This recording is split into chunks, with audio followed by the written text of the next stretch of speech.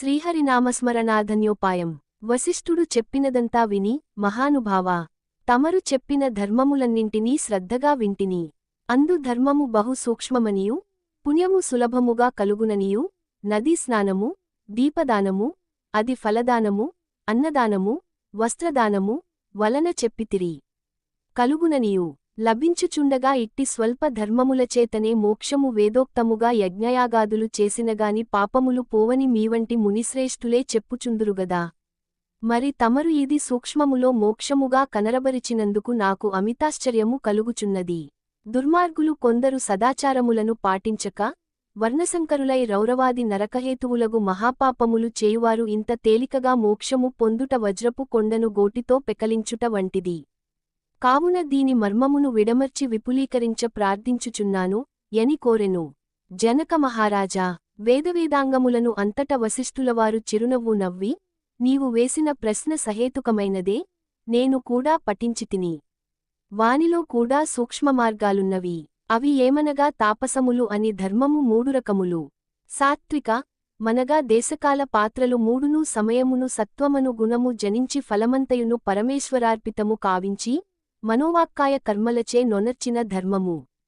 ఆ ధర్మమందు ఎంతయో ఆధిక్యత కలదు. సాత్విక ధర్మము సమస్త పాపములను నాశనమొనర్చి పవిత్రులను చేసి దేవలోక భూలోక సుఖములు చేకూర్చును.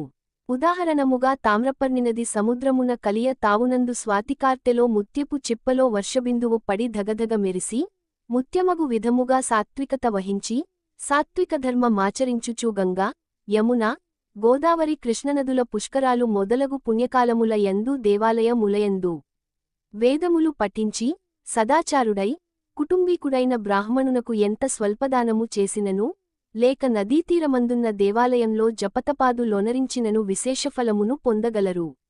రాజస ధర్మమనగా, ఫలాపేక్ష కలిగి శాస్త్రోక్త విధులను విడిచి చేసిన ధర్మం. ధర్మం పునర్జన్మహేతువై కష్టసుఖాలు కలిగించున దగును.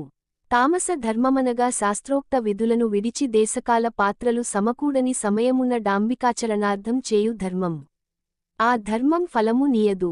దేశకాల పాత్రలు సమకూడినప్పుడు తెలిసిగాని, తెలియకగాని ఏ స్వల్పధర్మం చేసిననో చును. అనగా పెద్ద కట్టెలగుట్ట చిన్న అగ్నికణములతో భస్మమగునట్లు శ్రీ మన్నారాయణుని నామము, తెలిసిగాని, తెలియకగాని ఉచ్చరించినచో వారి సకల పాపములు పోయి ముక్తి నొందుదురు. దానికొక ఇతిహాసము కలదు. అజామీలుని కథ. పూర్వకాలమందు కన్యాకుబ్జమను నగరమున 4 వేదములు చదివిన ఒక విప్రుడు గలడు. అతని పేరు సత్యవ్రతుడు. అతనికి సకల సద్గుణరాశియగు హేమవతియను భార్య కలదు. దంపతులన్యోన్య ప్రేమకలిగి అపూర్వ దంపతులని పేరు బడసిరి. వారికి చాలా కాలమునకు లేక లేక ఒక కుమారుడు జన్మించెను. వారాబాబుని అతి గారాబముగా పెంచుచూ, అజామీలుడని నామకరణము చేసిరి.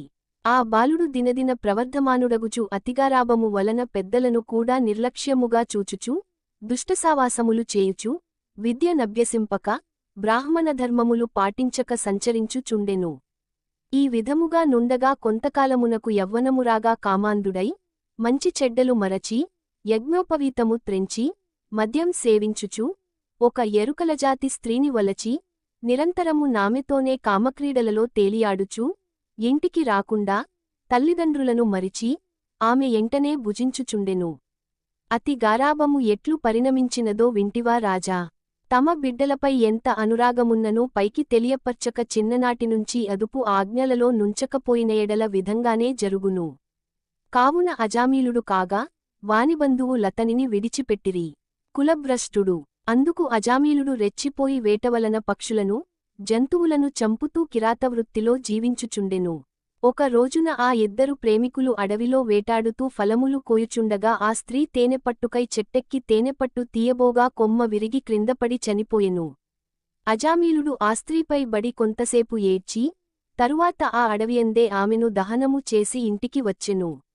ఆ ఎరుకల దానికి అంతకుముందే ఒక కుమార్తె ఉండెను. కొంత కాలమునకు ఆ బాలికకు యుక్తవయస్సు రాగా కామాంధకారముచే కన్నుమిన్ను గానక అజామీలుడు ఆ బాలికను కూడా చేపట్టి ఆమెతో కూడా కామక్రీడలలో తేలియాడుచుండెను. వారికి 2 కొడుకులు కూడా కలిగిరి. ఇద్దరూ పురిటిలోనే చచ్చిరి. మరల ఆమె గర్భము ధరించి ఒక కుమారుని కనెను. సమానము వారిద్దరూ ఆ బాలునికి, నారాయణ అని పేరు పెట్టి పిలుచుచు ఒక్కక్షణమైనను ఆ బాలుని విడువక ఎక్కడకు వెళ్ళినా వెంటాబెట్టుకొని వెళ్ళుచూ నారాయణ నారాయణ అని ప్రేమతో సాకుచుండిరి. కాని నారాయణ యని స్మరించిన ఎడల తమ పాపములు నశించి మోక్షము పొందవచ్చునని మాత్రమాతనికి తెలియకుండెను. ఇట్లు కొంతకాలము జరిగిన తర్వాత అజామీలునకు శరీరపటుత్వము తగ్గి రోగగ్రస్తుడై మంచము పట్టి చావునకు సిద్ధపడియుండెను. ఒకనాడు భయంకరాకారములతో పాశాది ఆయుధములతో యమభటులు ప్రత్యక్షమైరి. వారిని చూచి అజామీలుడు భయము చెంది కుమారునిపై నున్న వాత్సల్యము వలన ప్రాణములు విడువలేక నారాయణ ఎనుచునే ప్రాణములు విడిచెను. అజామీలుని నోట నారాయణ ఎను శబ్దము వినబడగానే యమభటులు గడగడ వణకసాగిరి.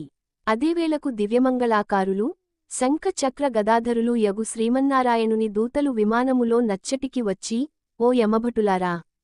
వీడు మావాడు. మేము వీనిని వైకుంఠమునకు తీసుకొని పోవుటకు వచ్చితిమి యని చెప్పి అజామీలుని విమానమెక్కించి తీసుకొనిపోవుచుండగా యమదూతలు, అయ్యా! మీరెవ్వరు? వీడు అతి దుర్మార్గుడు.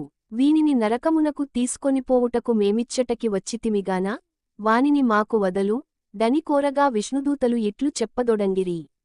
8వ రోజు పారాయణము సమాప్తము.